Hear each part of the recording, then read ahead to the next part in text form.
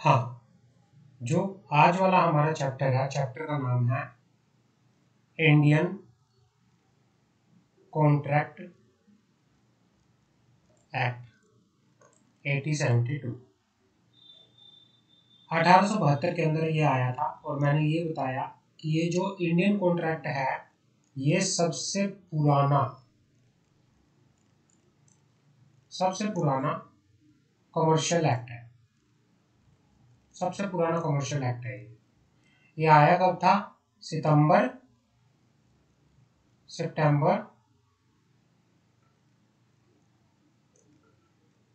1872 के अंदर, सितंबर 1872 के अंदर ये आया था। अब क्या होता है, अगर अब कॉन्ट्रैक्ट होता क्या है, कुछ टर्म्स आती हैं।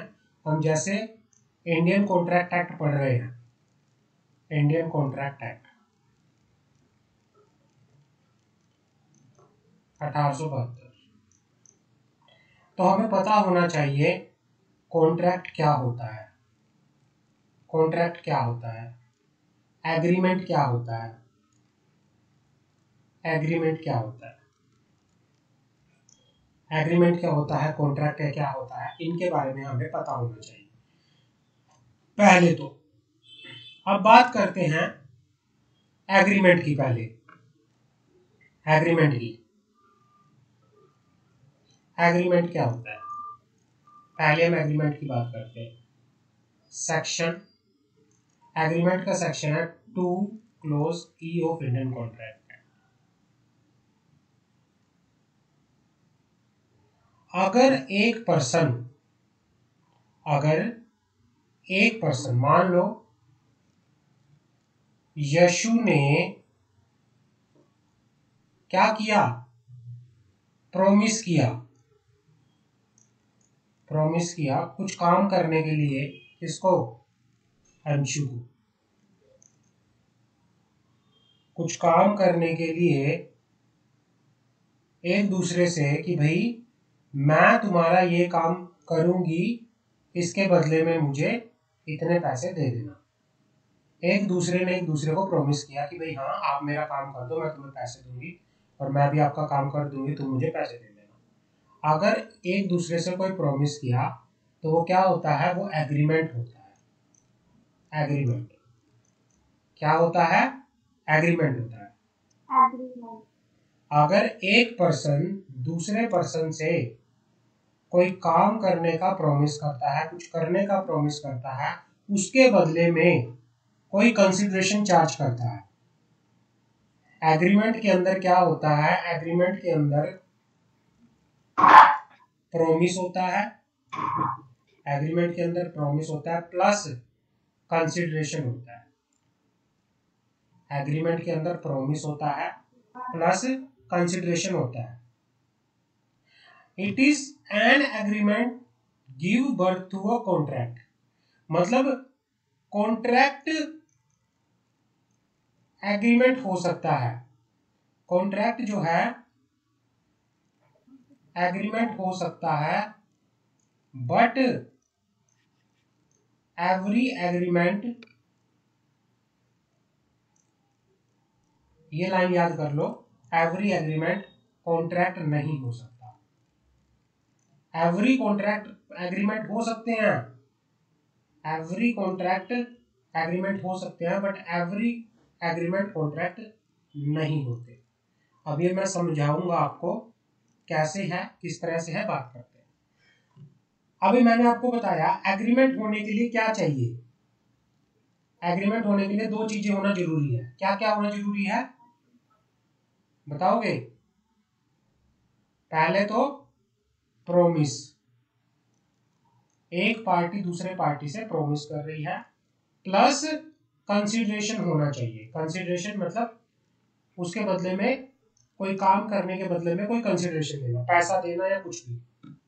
N agreement gives birth to contract as per section 2 clause E of the Indian Contract Act. Every promise and every set of promise forming the consideration for each other is agreement. It is evident from the definition from the above that agreement is based on promise. Agreement किसके ऊपर base होता है? Agreement base होता है on promise. Promise पे base होता है. मान लो यशु ने प्रॉमिस कर दिया अंशु को कि भाई एग्जाम होते ही हम गोवा चलेंगे. एक प्रॉमिस करना किसी को, भाई हाँ ये करेंगे, तो ये क्या होता है? एक तरह से एग्रीमेंट होता है. अब प्रॉमिस क्या होता है उसकी बात करते हैं. What is promise? प्रॉमिस क्या होता है उसकी बात करते हैं. प्रॉमिस क्या होता है उसकी बात करते हैं. Promise, promise. What is promise? According to the section 2 clause B Indian Contract Act, when a person to whom the proposal is made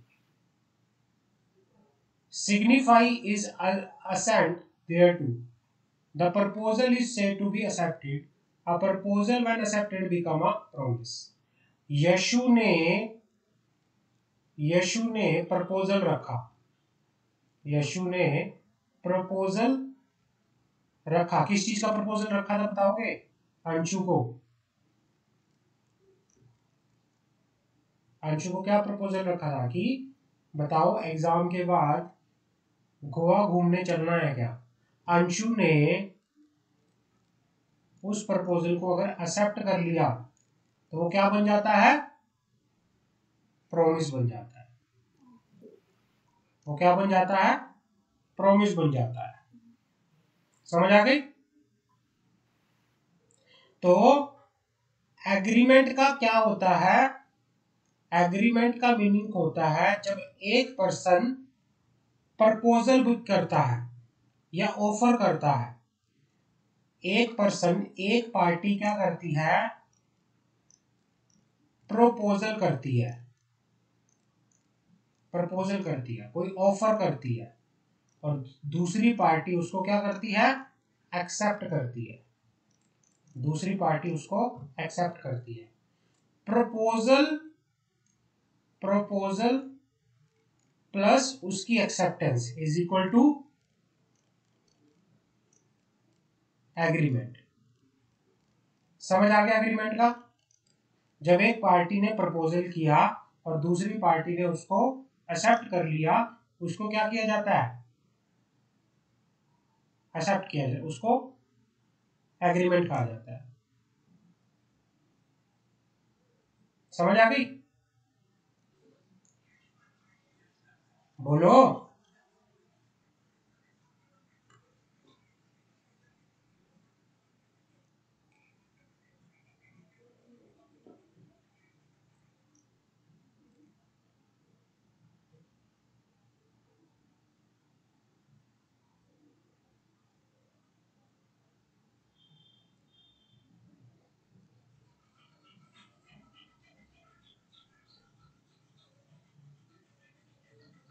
agreement की डेफिनेशन समझ आ गई या दोबारा समझाऊं? एग्रीमेंट क्या होता है? क्लियर है? एग्रीमेंट में मैं एक बार और बता देता हूँ. एग्रीमेंट के अंदर मुझे एक बार और बता दो. हाँ बता दो. एग्रीमेंट के अंदर क्या होता है? एग्रीमेंट क्या कहता है? जब एक पार्टी, एग्रीमेंट के अंदर प्रोमिस होता है. प्रोमिस. अब प्रोमिस क्या होता है? जब एक पार्टी, इसके एग्रीमेंट के अंदर दो पार्टीज होती है. दो पार्टीज, एग्रीमेंट होने के लिए दो पार्टी का होना जरूरी है. यशु ने अंशु को प्रपोजल किया. प्रपोजल किया. क्या प्रपोजल किया? एग्जाम के बाद हम घूमने चलेंगे. एग्जाम के बाद हम घूमने चलेंगे. प्लस ये अंशु ने उस प्रपोजल को एक्सेप्ट कर लिया. उस प्रपोजल को क्या कर लिया? एक्सेप्ट कर लिया. यस हम घूमने चलेंगे. तो ये क्या बन जाता है? ये एक तरह से प्रॉमिस बन जाता है. प्रॉमिस बन जाता है. और इस प्रोमिस में जब कंसिडरेशन आ जाता है, consideration is equal to agreement, ये क्या बन जाता है? अग्रीमेंट बन जाता है। क्या बन जाता है? एग्रीमेंट बन जाता है। एक party, example, mister A orally agree to supply 50 kg rice of a certain brand and quantity to Mr. B and to receive payment against it, it is an agreement। भाई एक पर्सन क्या करता है, कोई चीज, कोई सर्विस देता है, उसके बदले में दूसरी पार्टी पेमेंट करने के लिए एक्सेप्टेंस करती है, उसको कहते हैं अग्रीमेंट होना। एग्रीमेंट हो गया। एग्रीमेंट जो होते हैं, it is not enforceable by the law. Agreement not enforceable by the law. लो, ये लॉ के द्वारा एनफोर्सेबल नहीं होते। ठीक है, समझ आ गई? अब मुझे अगर कोई आपसे अगर आपसे कोई पूछे अग्रीमेंट होता क्या है, तो आप क्या बताओगे? एग्रीमेंट दो लोगों के बीच में होता है, जिसमें एक पार्टी प्रपोजल देती है और दूसरी पार्टी उसको क्या करती है? प्रपोजल को एक्सेप्ट करती है ना? जो एग्रीमेंट होता है, एग्रीमेंट दो पार्टीज के बीच में होता है, दो पार्टीज के बीच में होता है, जिसमें एक पार्टी क्या करती है? ऑफर देती है, ऑफर देती है या प्रपोजल देती है, दूसरी पार्टी उसको एक्सेप्ट करती है, एक्सेप्ट करती है। क्लियर है? Yes sir. हाँ, और इसमें कंसिडरेशन होता है, कंसिडरेशन तो उसको कहते हैं एग्रीमेंट। अब बात करते हैं, एक बार मैं आपको एनालिसिस भी करके इसका बता देता हूं कि क्या होता है analysis. Agreement, purity of a person, यहां पे कम से कम कितने लोग होने चाहिए? यहाँ पे कम से कम कितने लोग होने चाहिए एक एग्रीमेंट के लिए? देयर मस्ट बी टू, कम से कम दो लोग पर होने चाहिए, मिनिमम 2 पर्सन। एग्रीमेंट होने के लिए मिनिमम क्या होना चाहिए? 2 पर्सन होने चाहिए। कॉन्शियस एड आइटम क्या होता है? मीटिंग ऑफ माइंड, इसको बोलते हैं meeting of mind. Meeting of mind का मीनिंग क्या होता है? जब दो लोगों का, एक पर्सन का प्रपोजल दूसरा क्या कर देता है? एक्सेप्ट कर लेता है। मीटिंग ऑफ माइंड कि भाई हाँ, दोनों एक्सेप्टेंस है एक दूसरे की, जो भी वो मैटर है उसमें एग्रीमेंट हो चुका है। इसके अंदर क्या होता है? कॉन्शियस एड आइटम होता है, जिसका मतलब होता है मीटिंग ऑफ आइटम, भाई दोनों एक चीज पे एग्री हो चुके हैं, उसको एग्रीमेंट बोलते हैं। The meeting of mind called conscious at item, it means both the party to an agreement must agree about the subject matter। भाई दोनों पार्टी एक मुद्दे पे क्या हो चुकी हैं? एग्री हो चुकी है। समझ आ गई? क्लियर है? यस। एग्रीमेंट समझ आ गया अच्छे से? कॉन्ट्रैक्ट पे चले, कॉन्ट्रैक्ट के ऊपर। हाँ, कॉन्ट्रैक्ट क्या होता है? Contract is an agreement, agreement अगर उसको एनफोर्सेबल बाय लॉ कर दिया जाए, अगर उसको एनफोर्सेबल बाय लॉ कर दिया जाए तो वो क्या बन जाता है? कॉन्ट्रैक्ट बन जाता है। अगर इसको रजिस्टर कर दिया जाए, रजिस्ट्रेशन इसका प्रॉपरली आप रजिस्टर करवा लो उसको प्रॉपर, एक आपने एग्रीमेंट किया और उस एग्रीमेंट को आपने क्या करवा लिया? रजिस्टर करवा लिया, तो वो क्या बन जाता है? कॉन्ट्रैक्ट बन जाता है। समझ आ गई?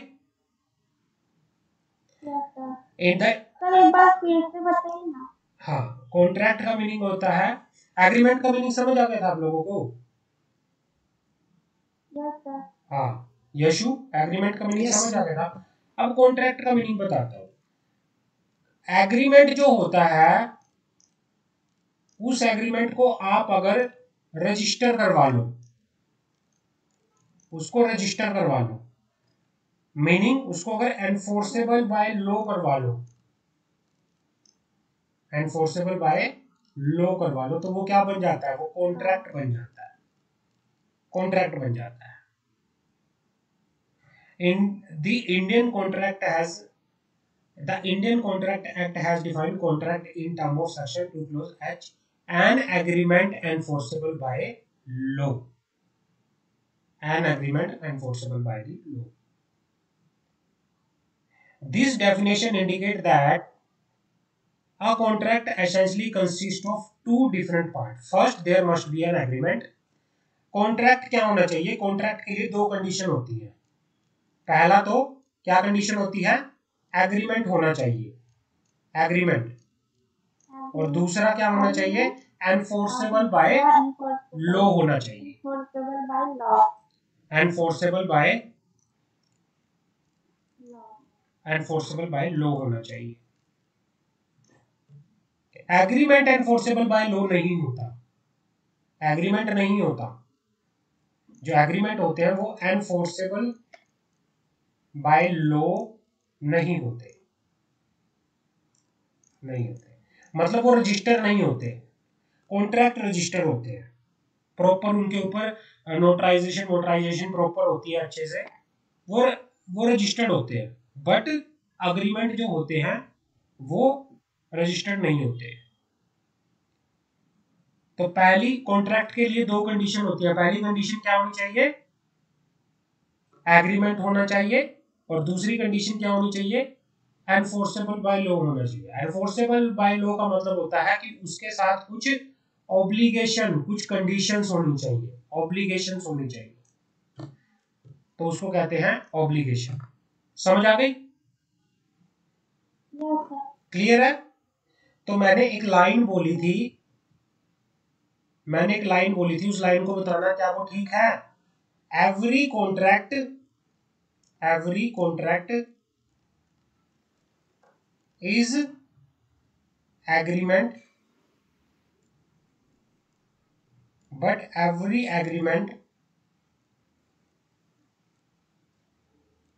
is not contract, is not contract।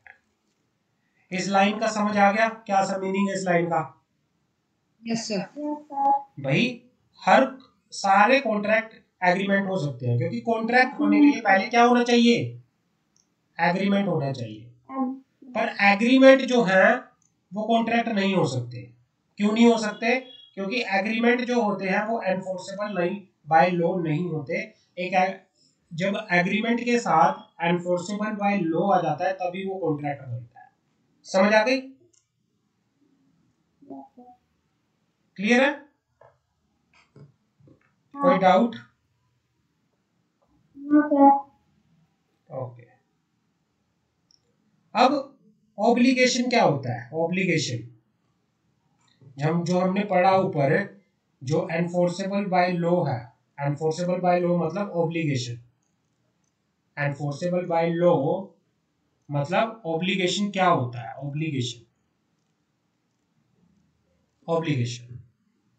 Obligation is the legal duty to do और abstain from doing what one has promised to do or abstain from doing।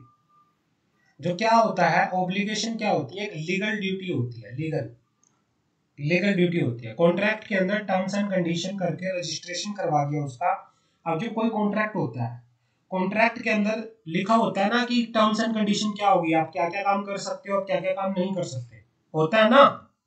Contract अगर आपने कोई देखा हो, कॉन्ट्रैक्ट के अंदर टर्म्स एंड कंडीशन डली होती हैं कि आप क्या क्या काम कर सकते हो, आप क्या क्या काम नहीं कर सकते। तो भाई ये लीगल ड्यूटी होती है एक पार्टी के ऊपर जो लगी होती है कि आप क्या काम कर सकते हो, क्या काम नहीं कर सकते। समझ आ गई? Yes sir. हाँ, obligation is the legal duty to do और अब्सटेन। अब्सटेन का मीनिंग होता है not to do, not to do, to do और not to do from doing, abstain from doing what one has promise. जिसने क्या, किसी ने प्रॉमिस किया। मान लो उसने कॉन्ट्रैक्ट के अंदर लिख दिया कि भाई हाँ मैं ये काम करूंगा और मैं ये प्रॉमिस करता हूँ कि मैं ये चीजें नहीं करूंगा, तो वो क्या होती है, लीगल ड्यूटी होती है, obligation. A contractual obligation arise from a bargain between the party to an agreement. जो कॉन्ट्रेक्चुअल ऑब्लिगेशन है वो कब अराइज होती है, वो बार्गेन, एक बार्गेन से होती है कि भाई जब दो पार्टी आपस में एग्रीमेंट करते हैं, वो टर्म्स एंड कंडीशन पर एग्री होते हैं एक दूसरे की, तब जाके वो कॉन्ट्रेक्चुअल ऑब्लिगेशन अराइज होती है। सेक्शन 2 क्लोज बी से that when the person to whom the proposal is made signifies assent to the proposal is said to be accepted and the proposal when accepted become promise। ये तो हमने पढ़ा है। Promise कब होता है, जब प्रोमिस का मीनिंग कब होता है, प्रोमिस जब किसी के प्रपोजल को क्या कर लिया जाए, किसी के प्रपोजल को एक्सेप्ट कर लिया जाए, वो बन जाता है promise. In the board sense therefore contract is an exchange of promise between two और more person resulting in an application. और जो कॉन्ट्रैक्ट होता है, कॉन्ट्रैक्ट जो होता है एक्सचेंज ऑफ प्रोमिस होता है, एक्सचेंज ऑफ प्रोमिस होता है। मतलब एक ने कहा कि भाई हाँ मैं आपको ये माल बेचूंगा, दूसरे ने कहा कि मैं आपको ये क्या करूंगा, पैसे दे दूंगा माल के, तो ये एक्सचेंज ऑफ प्रोमिस हो गया, दूसरे ने एक दूसरे से प्रोमिस कर दिया। जब वो प्रोमिस करते हैं तो वो क्या हो जाता है, वो क्या बन जाता है, वो ऑब्लिगेशन बन जाता है, वो बन जाता है ऑब्लिगेशन। फिर एक दूसरे को उस ऑब्लिगेशन को पूरा करना पड़ता है और such obligation is recognised and enforce by the law. और वो ऑब्लिगेशन जब होती है तो वो ऑब्लिगेशन को रिकॉग्नाइज किया जाता है लॉ के द्वारा, एनफोर्सेबल किया जाता है लॉ के द्वारा कि भाई आपने प्रॉमिस किया था, आप अब अपने प्रॉमिस से मुकर नहीं सकते, आप कॉन्ट्रैक्ट कर लीजिए और हम उस कॉन्ट्रैक्ट को प्रॉपर रजिस्टर करवा लेते हैं ताकि आप मुकरो ना। समझ आ गई? हाँ। अब क्या हो गया सब, जैसे क्या हो गया कि भाई कोई भी पार्टी ने एक एक एक एक आदमी ने, मान लो यशु ने अपना कोई घर था सेल करना था, है ना, और अंशु ने परचेज करना था, अंशु ने परचेज करना था। अब यशु कह रही है कि मैं अपने घर को 10 लाख रुपए में बेचूंगी, यशु कह रही है कि मैं 9.5 लाख में आपसे ले सकती हूँ अगर आप बेचना चाहते हो। मान लो दोस्त, इसने प्रपोजल रखा था 10 लाख का, इसने बोला कि मैं तो 95 लाख दूंगी। जैसे भी करके इन्होंने बार्गेनिंग की, एक दूसरे से बार्गेन करके ये क्या हुए, टर्म्स एंड कंडीशन पे, मतलब प्रपोजल जो दिया गया था वो प्रपोजल प्लस अंशु ने एक्सेप्ट कर लिया कि भाई ठीक है चलो आप 10 में दे दो, और उसकी एक्सेप्टेंस भी होगी। ये हो गया प्रॉमिस। अब जब प्रॉमिस हुआ तो दोनों के बीच में क्या हुआ, एग्रीमेंट हो गया। एग्रीमेंट प्लस उस एग्रीमेंट को अगर जब रजिस्टर करवा लिया गया, उस एग्रीमेंट की टर्म्स एंड कंडीशन को रजिस्टर करवा लिया गया, उस पे स्टैम्प ड्यूटी वगैरह, स्टैम्प पेपर पे, ये हमेशा स्टैम्प पेपर पे होता है, अगर इसको रजिस्टर करवा लिया गया तो ये क्या बन जाता है, कॉन्ट्रैक्ट बन जाता है, कॉन्ट्रैक्ट।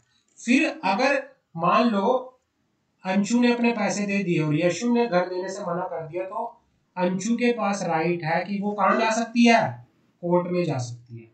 समझ आ गई? क्लियर है? ये कॉन्ट्रैक्ट होता है। ये क्या होता है, कॉन्ट्रैक्ट होता है। Yes sir. बड़ा कौन है, कॉन्ट्रैक्ट बड़ा है या एग्रीमेंट बड़ा है? कॉन्ट्रैक्ट में और एक एग्रीमेंट में एंड एक कॉन्ट्रैक्ट में, दोनों में बड़ा कौन है, कॉन्ट्रैक्ट बड़ा है या एग्रीमेंट बड़ा है?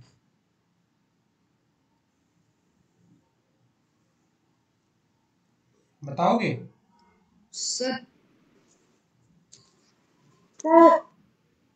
इनमें से वाइडर कौन सा ज्यादा, वाइडर कौन सा है?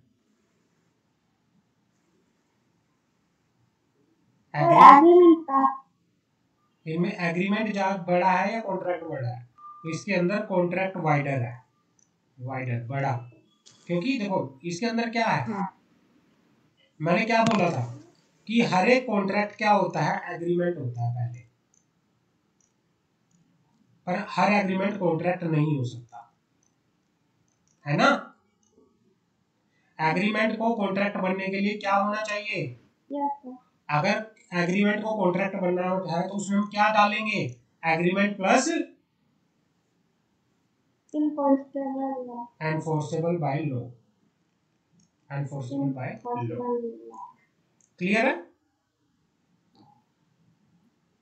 Any doubt? हाँ। अब बात करते हैं rights and obligation. Right and obligation contract के अंदर, जब एक कॉन्ट्रैक्ट बनता है, कॉन्ट्रैक्ट के अंदर पार्टीज की राइट्स बताए जाते हैं कि क्या क्या राइट्स होंगे, क्या क्या उनकी ऑब्लिगेशंस होंगी, ये चीजें बताई जाती हैं एक कॉन्ट्रैक्ट के अंदर। अब पढ़ते हैं क्या है rights and obligation. Where party have made binding contract, they have created rights and obligation between the themselves. The contractual right and the obligation are correlative. A agree with B to sell his car for rupees 10 lakh to him. A जो है agree होता है कि वो अपनी car को बेच देगा बी को कितने रुपए में? 10 लाख रुपए में। In this example the following right and obligation have been created. तो इस एग्जाम्पल में rights, A is an under obligation to deliver the car to B and B has a corresponding right to receive the car. पहले क्या है कि A obligation है, A की इसमें पहले क्या है? ड्यूटी है कि वो क्या करेगा? कार डिलीवर करेगा किसको? बी को। और बी के पास राइट है क्या करने का? कार को रिसीव करने का। और दूसरे केस में बी की ऑब्लिगेशन है कि वो 10 लाख रुपए देगा किसको? ए को। और ए के पास राइट है 10 लाख रुपए को रिसीव करने का। तो कॉन्ट्रैक्ट के अंदर एक पार्टी का राइट होता है और दूसरे पार्टी की क्या होती है? ऑब्लिगेशन होती है। समझ आ गई? हाँ, कि भाई एक कॉन्ट्रैक्ट के अंदर एक पार्टी का राइट होता है और दूसरे पार्टी की ऑब्लिगेशन होके यहाँ पर चलती है। तो ये कोरिलेटिव होते हैं, एक दूसरे से जुड़े होते हैं। समझ आ गई?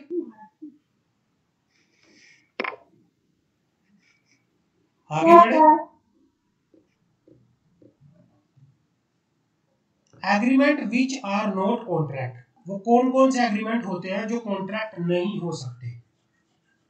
एग्रीमेंट जो होते हैं वो कौन कौन से एग्रीमेंट हैं जो कॉन्ट्रैक्ट नहीं हो सकते, वो बात कर लेते हैं।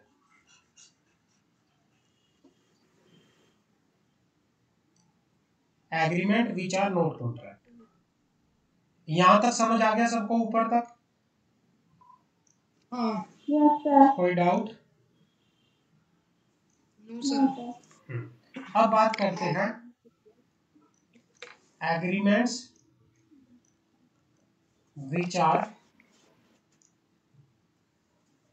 Not contract. वो कौन से एग्रीमेंट है जो कॉन्ट्रैक्ट नहीं हो सकते? सर मुझे आईसीआईसीआई ऑफिस में किस टाइम?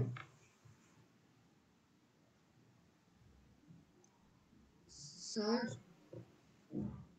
हेलो, हाँ यशु, मुझे आज ऑफिस भी जाना है। आईसीआईसीआई वो फॉर्म का उनने बोला था कि 4 दिन में पेमेंट आ जाएगा, बट अब मैं लॉगिन कर रही हूँ, मेरी आईडी तो लॉगिन नहीं हो रही, वो अच्छा इनवैलिड बता रही है। चलो फिर चले जाओ, वो नहीं 10 बजे तक करते हैं। मैसेज 10 बजे तक करते हैं क्लास, फिर उसके बाद ओवर कर देंगे, ठीक है? हाँ। Agreement which are not contract, वो कौन कौन से एग्रीमेंट है जो कॉन्ट्रैक्ट नहीं होते? Agreement in which the idea of bargain is upset, ऐसे कॉन्ट्रैक्ट जिसके अंदर आइडिया ऑफ बार्गेनिंग जो होता है वो अपसेंट होता है। अब मान लो कॉन्ट्रैक्ट होने के लिए दो पार्टी आपस में क्या करती है? टर्म्स एंड कंडीशन पे एग्रीमेंट करती है ना। अब जब एग्रीमेंट ही नहीं है, मतलब जो बार्गेन ही नहीं है, एक दूसरे के लिए बार्गेन नहीं है, तो वो क्या नहीं होते? कॉन्ट्रैक्ट नहीं होते। Agreement in which the idea of bargain is absent and there is no intention to create legal relation। तो पहला क्या होता है? वो कौन से एग्रीमेंट होते हैं जिनके अंदर कॉन्ट्रैक्ट नहीं होता, जो कॉन्ट्रैक्ट नहीं हो सकते, तो पहला जिनके अंदर क्या होता है, idea of bargain, idea of bargain क्या होता है, अब्सेंट होता है, मिसिंग होता है। और दूसरा, and there is no intention to create legal relation, और जहां पर लीगल रिलेशन को क्रिएट करने की कोई इंटेंशन नहीं होती, तो वो कॉन्ट्रैक्ट नहीं होते। अब कौन कौन से ऐसे कॉन्ट्रैक्ट हैं, agreement relating to social matter, अगर कोई सोशल मैटर है, कोई सामाजिक मुद्दा है, हाँ, सामाजिक मुद्दे को लेके कोई एग्रीमेंट होता है, तो वो कॉन्ट्रैक्ट नहीं होता, ऐसे एग्रीमेंट कॉन्ट्रैक्ट नहीं होते। Agreement between two person to go together to the cinema or for a walk does not create a legal obligation on the their part to abide it। भाई जो क्या है, एक दूसरे को जो अबाइड नहीं करते, जो मैंने पहले आपको क्या किया था, वो भी एग्जाम्पल दिया था। एग्जाम्पल क्या, एग्जाम्पल दिया था, यशु ने अंशु को बोला कि भाई जब एग्जाम खत्म हो जाएंगे हम घूमने चलेंगे। अंशु ने भी बोल दिया ठीक है चलेंगे। आप दोनों के बीच में एग्रीमेंट तो हो गया, एग्रीमेंट तो हो गया। मान लो अंशु घूमने नहीं गई, क्या यशु के पास राइट है कि वो उसके अगेंस्ट केस फाइल कर दे? क्या कर सकती है? उसने क्यों कोर्ट में केस फाइल कर दिया कि सर अंशु ने कहा था पेपर खत्म होते ही घूमने चलेंगे, पर वो अब जा नहीं रही, इसके अगेंस्ट केस फाइल, क्या वो कर सकती है? नहीं। हाँ, जहां पर कोई लीगल रिलेशन नहीं होता, बार्गेन एब्सेंट होती है वहां पे। तो भाई जैसे दो सोशल मैटर से रिलेटेड, कोई भी सोशल मैटर था, दो आदमियों ने मिलके, दो फ्रेंड ने मिलके क्या किया, एग्रीमेंट किया कि हम डेली सिनेमा जाया करेंगे, इकट्ठे जाएंगे, डेली वॉक करने जाएंगे। यहाँ पे एग्रीमेंट तो हो गया उनके बीच में, लेकिन कोई लीगल ऑब्लिगेशन नहीं आई कि भाई उनको जाना ही पड़ेगा। एग्रीमेंट तो हुआ, लेकिन वो क्या नहीं है, एनफोर्सेबल बाय लॉ नहीं है, उनके बीच में कोई लीगल ऑब्लिगेशन नहीं है। वो जाए तो ना जाए, या फिर जाए तो ना जाए, समझ आ गई? मर्जी है, जाना है तो जाए, नहीं जाना है तो ना जाए। क्लियर है? हाँ, तो इस तरह के अगर कोई एग्रीमेंट होते हैं दो पार्टीज के बीच में, तो वो क्या होते हैं, कॉन्ट्रैक्ट नहीं हो सकते, क्योंकि वहां पे लीगल ऑब्लिगेशन मिसिंग होती है। समझ आ गई? दूसरा, domestic agreement between husband and wife, domestic agreement between husband and wife.